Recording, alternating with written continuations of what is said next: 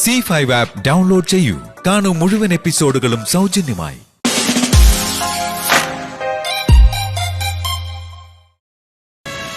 ഒന്ന് ചോദിച്ചോട്ടെ, വർമ്മൻ വില്ല എന്ന ആ വീട്ടിലെ ഡെസ്ക്ടോപ്പിലോ ശ്രീലക്ഷ്മിയുടെ ലാപ്ടോപ്പിലോ ഒരു 3 ക്ലിക്കിൽ കിട്ടാത്ത എന്ത് ഫയലും ഡീറ്റെയിൽസുമാണ് രവി ഈ ഓഫീസിലെ സ്റ്റോക്ക് റൂമിലുള്ളത്?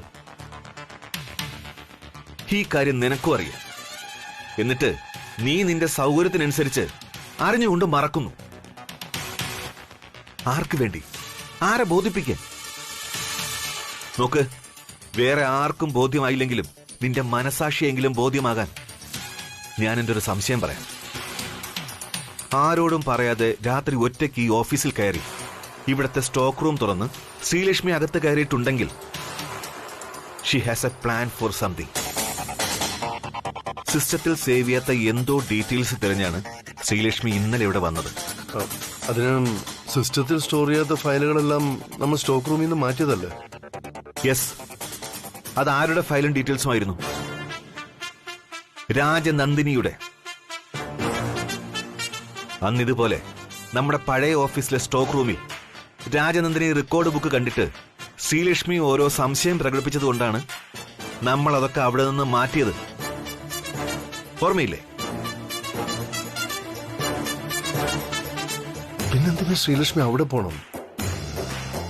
ഇപ്പൊ നീ പറഞ്ഞതുപോലെയാണെങ്കിൽ രാജനന്ദിനിയുടെ ഡീറ്റെയിൽസ് എന്തെങ്കിലും നോക്കിയായിരിക്കണം ശ്രീലക്ഷ്മി വന്നത്.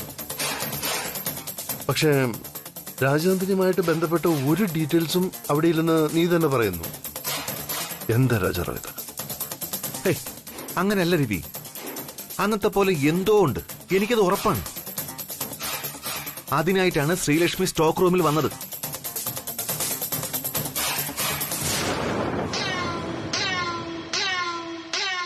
എന്ത് തിരക്കിയാണോ വന്നത് അത് കയ്യിൽ കിട്ടിയിട്ടുണ്ടാവണം. അതാ ശ്രീലക്ഷ്മി ഇന്ന് ഓഫീസിലേക്ക് വരാത്തത്. ഐ തിങ്ക് ശ്രീലക്ഷ്മി വേറെന്തിനോ വേണ്ടിയുള്ള ഒരുക്കത്തിലാണ്. സാന്ദ്ര മേഡത്തിന്റെ അനുഭവം, ഫോട്ടോഷൂട്ടിന് നിനക്ക് തോന്നിയത്, അല്ലെങ്കിൽ ആഡ് ഫോട്ടോ കണ്ടിട്ട് ഗായത്രി അമ്മയ്ക്ക് തോന്നിയതുപോലെ. ചുരുക്കി പറഞ്ഞ, രൂപം കൊണ്ടല്ലാതെ വിഭിന്നമായ സ്വഭാവ രീതി കൊണ്ടും സംസാര ഭാഷ കൊണ്ടും ശ്രീലക്ഷ്മി രാജനന്ദനായി സ്വയം മാറിക്കഴിഞ്ഞിരിക്കുന്നു. ശ്രീലക്ഷ്മി എന്ന തന്റെ ബോൺ ഐഡന്റിറ്റി ഇല്ലാതെ പൂർണ്ണമായും രാജനന്ദനായി ജീവിക്കാൻ ഇഷ്ടപ്പെടുന്നു. പക്ഷേ അതെങ്ങനെ സാധ്യവും രാജാറാം? അല്ലെങ്കിൽ തന്നെ അതൊരു അസുഖമായിട്ടല്ലേ കണക്കാക്കാൻ പറ്റൂ? ഇടയ്ക്കിടയ്ക്ക് മാത്രമേ അങ്ങനൊരു അവസ്ഥയിൽ ശ്രീലക്ഷ്മി ഞാൻ കണ്ടിട്ടുള്ളൂ. ഈ ഒറ്റപ്പെട്ട സംഭവങ്ങൾ തമ്മിൽ യാതൊരു ബന്ധമില്ലെന്നുള്ളതാണ് വേറൊരു സത്യം. വേഗം ഒരു ജ്യൂസ് ഉണ്ടാക്കി എന്റെ റൂമിലേക്ക് കൊണ്ടുവാ. ശരി മാഡം.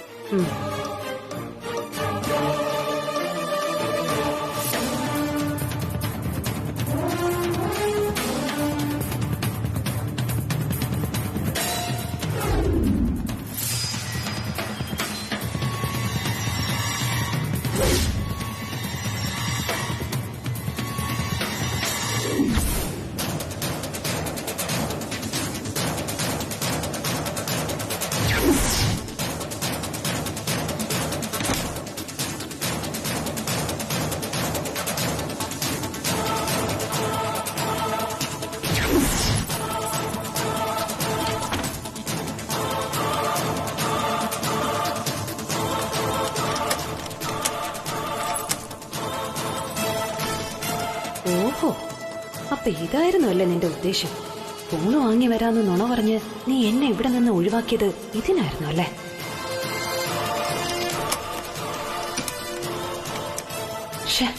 എന്നാലും ഞാൻ കുറച്ച് ലേറ്റായി പോയല്ലോ.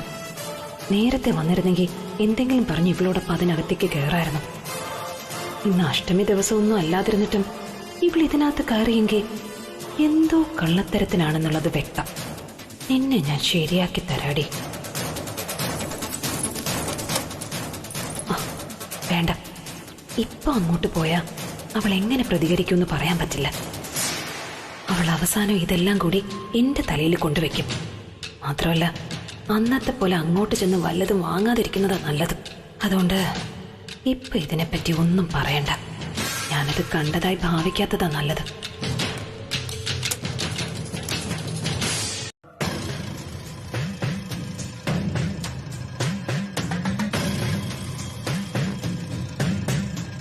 അന്ന് ആരാ എനിക്കിത് ഉണ്ടാക്കി തന്നിരുന്നത്?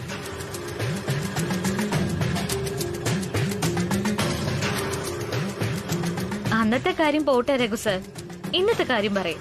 എന്താ ടേസ്റ്റ് ശ്രീലക്ഷ്മി? അപാരം. ഞാൻ എന്റെ കുട്ടിക്കാലത്തേക്ക് തിരിച്ചിറങ്ങിയ ഫീൽ. എന്തായാലും എന്റെ ഇഷ്ടങ്ങൾക്ക് കൂടി പ്രാധാന്യം തന്നതിൽ താങ്ക്സ്. അതുമാത്രമല്ല, ഇനി മുതൽ ഈ ശ്രീലക്ഷ്മി എന്ന വിളി അത് ഉപേക്ഷിക്കാം, അല്ലേ അമ്മേ? വേറെ എന്ത് വിളിക്കാനാ? നന്ദിനി അമ്മയെന്ന് വിളിച്ചോ?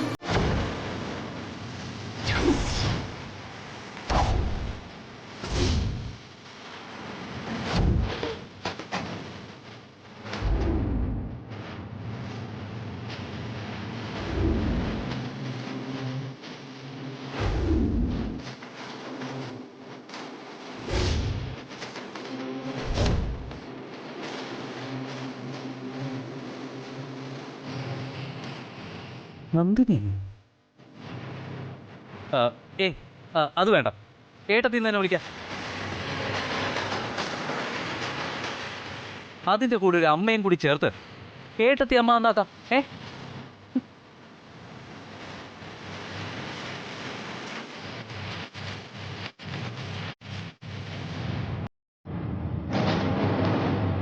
പക്ഷെ ഞാൻ അങ്ങനെ വിളിക്കുമ്പോ ഇങ്ങോട്ടും വിളി മാറ്റേണ്ടി വരും കേട്ടോ. രഘു സാർ എന്ന വിളി ഇനി വേണ്ട. രഘു, അത് മതി കേട്ടോ ഏട്ടത്തിയമ്മേ.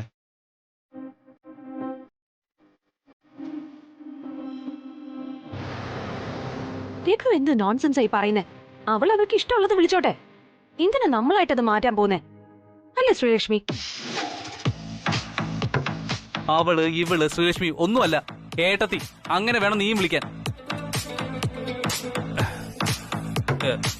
ഇപ്പൊ തന്നെ വിളിക്കണമെന്നില്ല, നീ സൗകര്യം പോലെ വിളിച്ചാ മതി. ഇനി നീ അങ്ങനെ വിളിച്ചില്ലെങ്കിലും ഇവിടെ ആർക്കും ഒരു പരാതിയും ഇല്ല, അല്ലേ ഏട്ടത്തിയമ്മേ?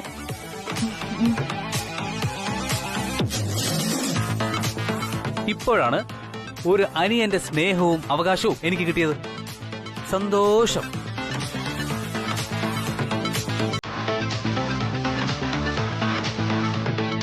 ആ രഘു, വെള്ളം കുടിച്ചില്ല? ഓ,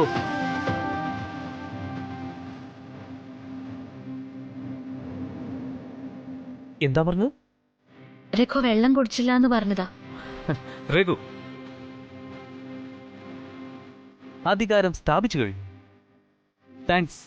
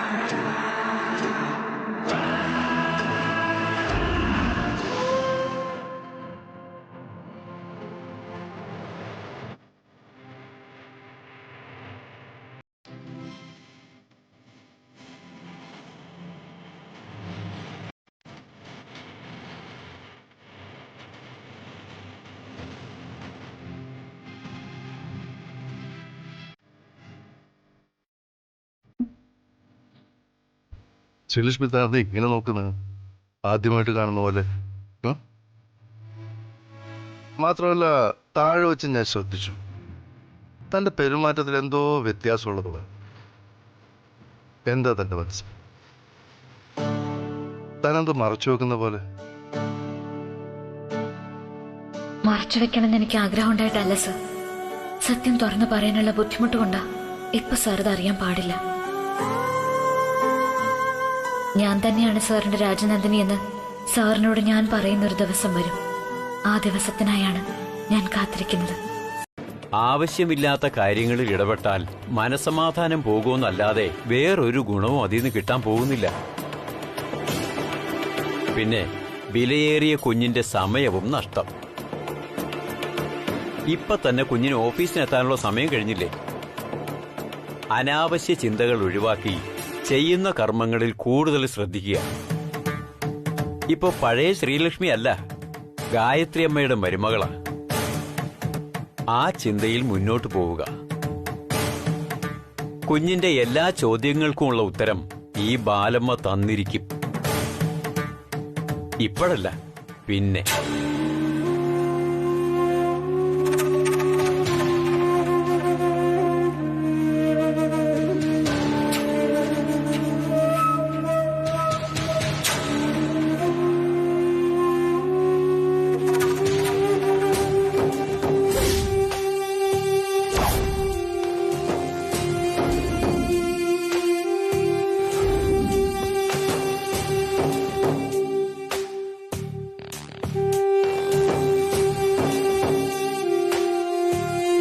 ബാലമ്മയോട് ചോദിക്കേണ്ടിയിരുന്നില്ല.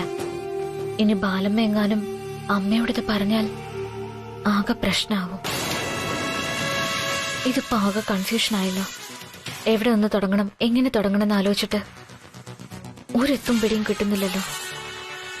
ഇനി എന്തു ചെയ്യും?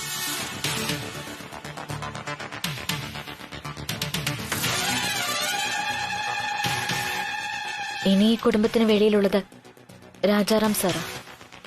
രാജാറാം സാറിനോട് ഇത് ചോദിക്കുമ്പോൾ ശ്രദ്ധിച്ചില്ലെങ്കിൽ രവി സാർ ഇതറിയും. എന്തായാലും രാജാറാം സാറിനെ കണ്ടാൽ എന്തെങ്കിലും അറിയാൻ പറ്റുന്നുള്ള കാര്യം ഉറപ്പാ. ബാലമ്മ കുറച്ച് കാര്യങ്ങൾ പറഞ്ഞെങ്കിലും ഈ കുടുംബവുമായിട്ടുള്ള ബാലമ്മയുടെ ബന്ധത്തെക്കുറിച്ച് ഒന്നും പറഞ്ഞില്ലല്ലോ. അതെന്തുകൊണ്ടായിരിക്കും? പക്ഷെ എല്ലാത്തിനുമുള്ള ഉത്തരം ആ സ്ഥലത്തുണ്ടാവും. നന്ദിനി നിലയം.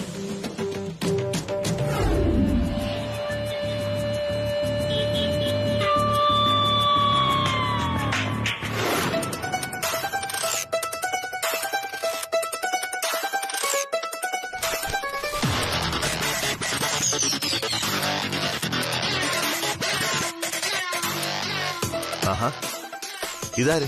ശ്രീലക്ഷ്മി മേഡമോ? മാഡം ഇരിക്കും. ഇരിക്കുന്നില്ല സർ. മാഡത്തിന് എന്നോടെന്തോ പറയാനുണ്ട് അല്ലേ? എനിക്ക് സാറിനോട് കുറച്ച് കാര്യങ്ങൾ പറയാനുണ്ട്. സാറിൽ നിന്ന് കുറച്ച് കാര്യങ്ങൾ എനിക്ക് അറിയുകയും വേണം. എന്താ ശ്രീലക്ഷ്മി മാഡത്തിന് പറയാനും അറിയാനും ഉള്ളത്? രവിയെ കുറിച്ചാണോ? സ്വന്തം ഭർത്താവിനെ കുറിച്ച് എന്നോടാണോ ചോദിക്കുന്നത്? എങ്കിലും മാഡം ചോദിക്കും. എനിക്ക് അറിയാവുന്നതാണെങ്കിൽ ഞാൻ ഉത്തരം പറയാം.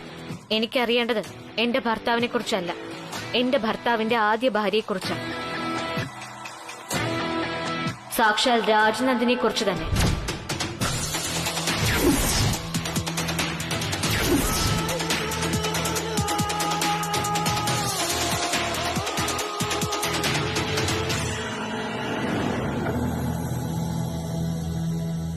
ദുരൂഹതകൾ ബാക്കി നിൽക്കുന്ന ആ മരണത്തെക്കുറിച്ച് എനിക്കറിയണം. എന്തിന്? കഴിഞ്ഞുപോയ കാര്യങ്ങളെക്കുറിച്ച് അറിയാൻ ഇനി എന്തിനാ മാഡം മെനക്കെടുന്നത്? കഴിഞ്ഞു പോയെന്ന് കരുതി സത്യം സത്യമല്ലാതാകുന്നില്ലല്ലോ സർ. മാഡം എന്താ ഇങ്ങനെയൊക്കെ സംസാരിക്കുന്നത്? മാഡത്തിന് ബന്ധമില്ലാത്ത കാര്യങ്ങൾ മാഡം ചിക്കിച്ച് ചെയ്യേണ്ട കാര്യം എന്താ? മാഡത്തിന് എന്തെല്ലാം ജോലികളുണ്ട് ഇവിടെ ചെയ്യാൻ. അതിനു പോലും മാഡത്തിന് ഇപ്പൊ സമയം തികയുന്നില്ല. പിന്നെന്തിനാ ആവശ്യമില്ലാത്തതിന്റെ പുറകെ നടന്ന് ഉള്ള സമയം കൂടി കളയുന്നത്? ആവശ്യമില്ലാത്ത കാര്യം പഴയ ശ്രീലക്ഷ്മി എന്ന എനിക്ക് ചിലപ്പോ ആവശ്യമില്ലാത്ത കാര്യമാവും. പക്ഷേ രവിവർമ്മന്റെ ഭാര്യ ശ്രീലക്ഷ്മിക്ക് അത് ആവശ്യമുള്ള കാര്യമാണ്. അങ്ങനെ ഒരു അധികാരത്തില് നമ്മൾ തമ്മിൽ സംസാരിക്കേണ്ട കാര്യമുണ്ടോ ശ്രീലക്ഷ്മി മാഡം? രവിവർമ്മൻ എന്ന ആള് എന്റെ ഫ്രണ്ടാ. ഫ്രണ്ടിന്റെ ഭാര്യയ്ക്ക് ഞാൻ കൊടുക്കുന്ന ബഹുമാനവും സ്നേഹവും എനിക്ക് മാഡത്തിനോടുണ്ട്. അത് മാഡമായിട്ട് കളഞ്ഞു വിളിക്കരുത് പ്ലീസ്. ചങ്ങാതിയേക്കാൾ ഒരുപാട് മുകളിലാണ് ഭാര്യയുടെ സ്ഥാനം. അതിന് ഞാൻ പറഞ്ഞിട്ട് വേണം രാജാറാം സാറിന് മനസ്സിലാവാൻ. അങ്ങനെയാണെങ്കിൽ മാഡം രാജനന്ദിനെ കുറിച്ച് ചോദിക്കേണ്ടത് എന്നോടല്ല, സ്വന്തം ഭർത്താവ്. ഞാൻ അങ്ങനെ ഒന്നും ചെയ്യാൻ പോകുന്നില്ല. മാത്രമല്ല ഞാനും സാന്ദ്ര ഇപ്പൊ ഒരു ടീമല്ലേ. അതുകൊണ്ട് ഞാൻ സാന്ദ്രയെ സംരക്ഷിച്ചു പിടിക്കും ഒരു പരിധി വരെ. ആ പരിധി സാന്ദ്ര ഓർത്താ മതി. അതുകൊണ്ട് പോയി കുളിച്ച് പൗഡറൊക്കെ ഇട്ട് ഇങ്ങോട്ട് വാ, ഇന്നത്തെ ഫസ്റ്റ് ഷോ കാണാൻ. എന്നിട്ട് ഇവിടെ നടക്കുന്നതൊക്കെ കണ്ട് മിണ്ടാതെ നിന്നോണം. അപ്പൊ സാന്ദ്ര ചെല്ല്. ചെല്ലു സാന്ദ്ര.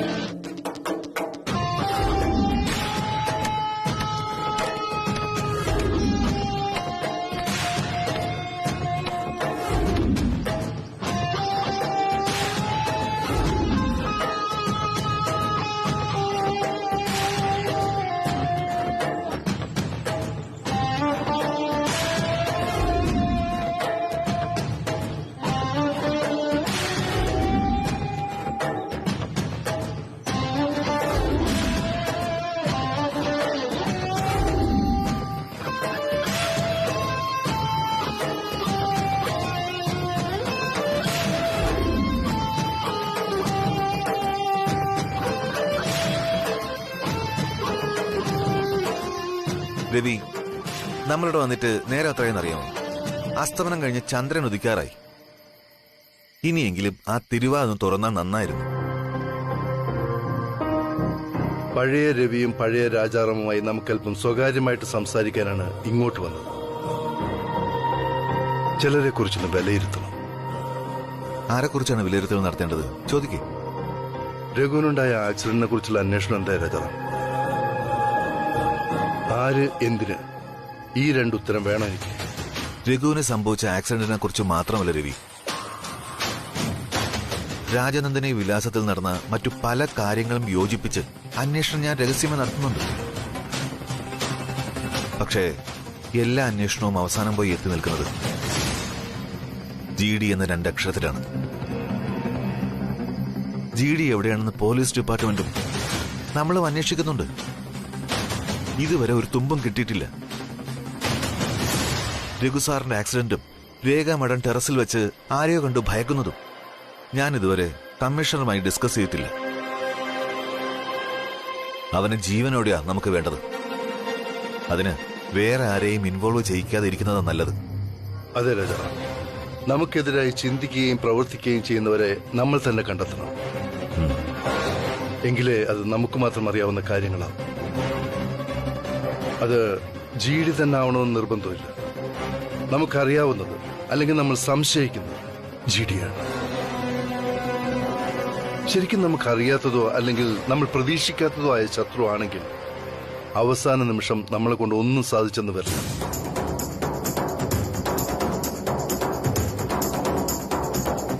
ഇത് രാജാറാം ഉദ്ദേശിക്കുന്ന പോലെ ഒരു പ്രശ്നമല്ല. ശത്രുവിന്റെ ടാർഗറ്റ് മറ്റാരുമല്ല, ഞാനോ ശ്രീലക്ഷ്മിയാണ്. രഘുവിനും രേഖയ്ക്കുമുണ്ടായ അനുഭവങ്ങൾ നമ്മുടെ ശ്രദ്ധ തിരിക്കാനായി മറഞ്ഞിരിക്കുന്ന ശത്രു നടത്തിയ ചില നീക്കങ്ങളാകാനാണ് സാധ്യത. എങ്കിലത് ആര്, എന്തിനു വേണ്ടി? എന്റെയോ ശ്രീലക്ഷ്മിയുടെയോ പ്രസൻസ് ഇഷ്ടപ്പെടാത്ത ഒരാൾ. ശത്രുത എന്ന് പറയുന്നത് ബിസിനസ്സിൽ മാത്രം ഉണ്ടാകുന്ന ഒന്നല്ലല്ലോ രാജാറാം. രാജനന്ദിനിയുടെ മരണത്തിന് ശേഷം 20 വർഷമായിട്ടുണ്ടാകാത്ത ചില പുതിയ സാഹചര്യങ്ങളാണ് നമ്മളിപ്പോ ഫേസ് ചെയ്തുകൊണ്ടിരിക്കുന്നത്. ദാറ്റ് മീൻസ് എന്റെയും ശ്രീലക്ഷ്മിയുടെയും ഒരുമിച്ചുള്ള ജീവിതം ആരെയോ വല്ലാതെ ബുദ്ധിമുട്ടിപ്പിക്കുന്നുണ്ട്. അത് ഞാൻ തരുമ്പോ മനസ്സിലാക്കിയാ മതി. ഓഹോ,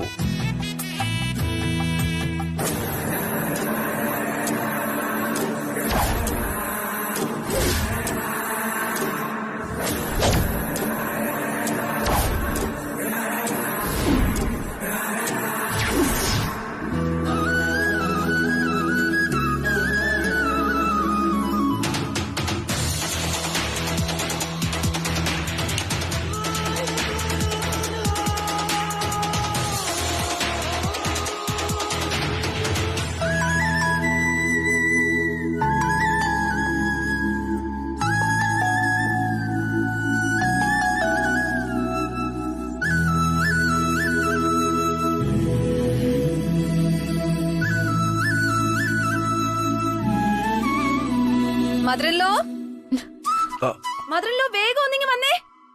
മദറിലോ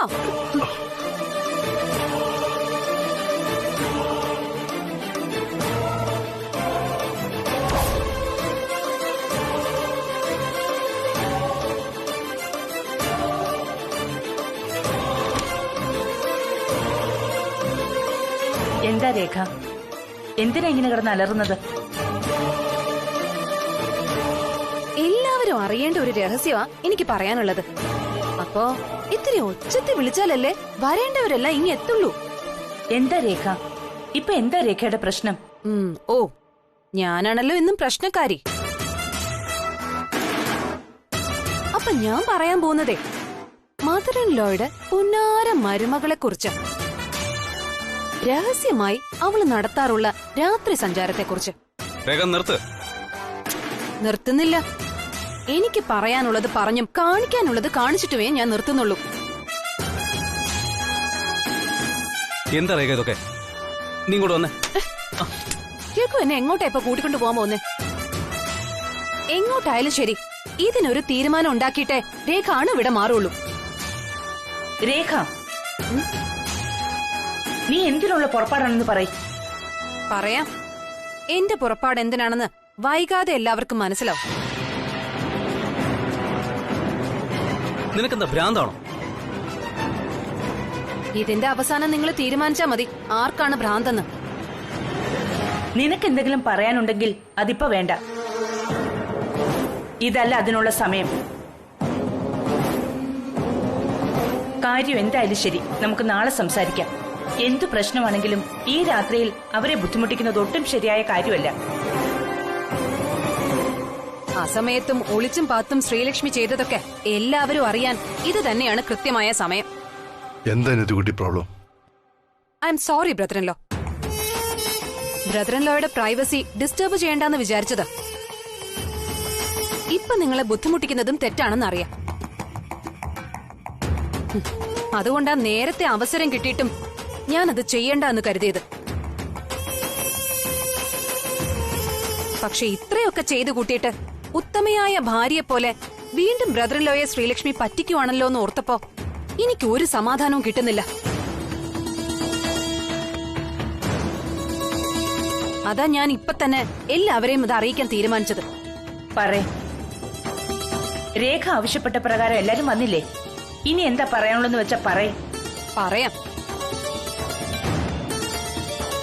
അന്നൊരു ദിവസം മദർ ഇൻ ലോ ശ്രീലക്ഷ്മിയോട്, അയ്യോ സോറി, ഈ വീട്ടിലെ ഗൃഹനാഥയോട് രാജനന്ദിനിയുടെ ആഭരണങ്ങൾ എടുത്ത് അണിഞ്ഞോളാൻ പറഞ്ഞപ്പോ അത് വേണ്ട, എനിക്ക് ആഭരണങ്ങളോട് ഭ്രമമില്ല എന്നൊക്കെയല്ലേ അന്ന് പറഞ്ഞത്. ഇവിടെ ആരും അത് മറന്നിട്ടൊന്നും ഇല്ലല്ലോ. രാജനന്ദിനിയുടെ മുറിയിലേക്കൊന്നും നോക്കുപോലും ഇല്ലെന്നല്ലേ പറഞ്ഞത്. അതെ, അതിനിപ്പോ എന്താ? അങ്ങനെ വാക്കുകൾ തരുമ്പോഴേ അത് പാലിക്കാൻ കൂടെ വേണ്ടേ? അതാണല്ലോ അതിന്റെ ഒരു ശരി.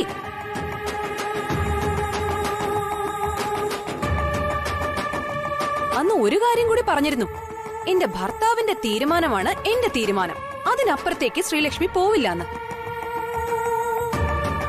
എന്നിട്ട് ഭർത്താവ് ഉറങ്ങിക്കഴിയുമ്പോ കൊടുത്ത വാക്കും പറഞ്ഞ കാര്യങ്ങളും സൗകര്യപൂർവ്വം അങ്ങ് മറന്നു.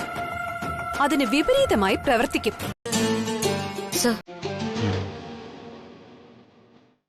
എനിക്ക് പറയാനുള്ള കാര്യം സാറിന് കേൾക്കണം. അതിനുശേഷം സാറിന് തീരുമാനിക്കാം എന്തും. എന്ത് തീരുമാനിക്കില്ല? ഇപ്പൊ ഞാൻ കണ്ടതിനപ്പുറം എന്താ തനിക്ക് പറയാനുള്ളത്? താൻ അത് ചെയ്തിട്ടില്ലെന്നോ അതോ അതെല്ലാം സ്വപ്നമാണെന്നോ? ഞാൻ സാറിന്റെ മുറിയിൽ കയറി എന്നുള്ളത് സത്യം. പക്ഷെ അത് എന്തിനാണെന്ന് സാർ അറിയണം. അറിയണ്ട. എന്നോട് ഇനി ആവർത്തിക്കില്ല എന്ന് പറഞ്ഞൊരു കാര്യം ചെയ്തിട്ട് ഞാൻ അറിയാതെ താനത് ചെയ്തുവെങ്കിൽ അതിന് പുതിയ അർത്ഥങ്ങളൊന്നും ആവശ്യമില്ല ശ്രീലക്ഷ്മി. അതിനൊറ്റ അർത്ഥമേ ഉള്ളൂ, വിശ്വാസവഞ്ചന. കുറച്ചുകൂടി തനിക്ക് മനസ്സിലാകുന്ന ഭാഷയിൽ പറഞ്ഞാൽ തന്നെ വിശ്വസിച്ച ഒരാളെ താൻ പറ്റിച്ചു. അതും സ്വന്തം ഭർത്താവിന്. എനിക്ക് ഇതിൽ നിന്നൊക്കെ മനസ്സിലാകുന്നൊരു കാര്യമുണ്ട്. ശ്രീലക്ഷ്മി നല്ലൊരു കാമുകിയായിരുന്നു, പക്ഷേ നല്ലൊരു ഭാര്യയല്ല. അല്ലെങ്കിൽ മനഃപൂർവ്വം അങ്ങനെ ആകുന്നില്ല. ഒരു ഭാര്യയുടെ ഉത്തരവാദിത്തങ്ങളെല്ലാം മറന്നാണ് പലപ്പോഴും തന്റെ പ്രവൃത്തികൾ. അത് ഭർത്താവെന്നല്ല, ഒരു മനുഷ്യനായിട്ട് പോലും എനിക്ക് അംഗീകരിച്ചു തരാൻ പറ്റാത്തതാണ്. പ്രേമവും ദാമ്പത്യ ജീവിതവും രണ്ടും രണ്ടാണ് ശ്രീലക്ഷ്മി. അന്ന് താൻ കുറ്റങ്ങൾ ചെയ്തിരുന്നെങ്കിൽ ചിലപ്പോ ഞാൻ മറന്നേക്കും. ഇപ്പോ താൻ്റെ ഭാര്യയാണ്, നമ്മുടെ കുടുംബത്തിനാണ് താൻ പ്രാധാന്യം കൊടുക്കേണ്ടത്.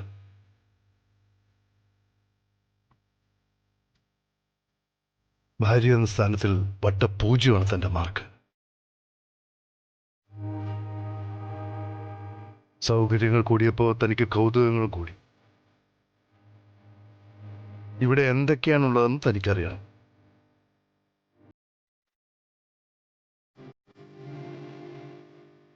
എല്ലാവർക്കും ഒരു പേഴ്സണൽ സോണുണ്ട് ശ്രീലക്ഷ്മി. അതിനപ്പുറത്തേക്ക് അയാളുടെ അനുവാദമില്ലാതെ കടന്നു കയറുന്നതിനേക്കാളും വലിയ ക്രൂരത വേറെയില്ല. താൻ എന്തിനാണ്, അല്ലെങ്കിൽ എന്ത് മോട്ടിവേഷനിലാണ് അവിടെ കയറിയതെന്ന് പറയാനാണ് എന്റെ മുന്നിൽ നിൽക്കുന്നതെങ്കിൽ ഒരു ന്യായീകരണം എനിക്ക് കേൾക്കണ്ട. കുറച്ച് സ്വസ്ഥത തന്നാ മതി.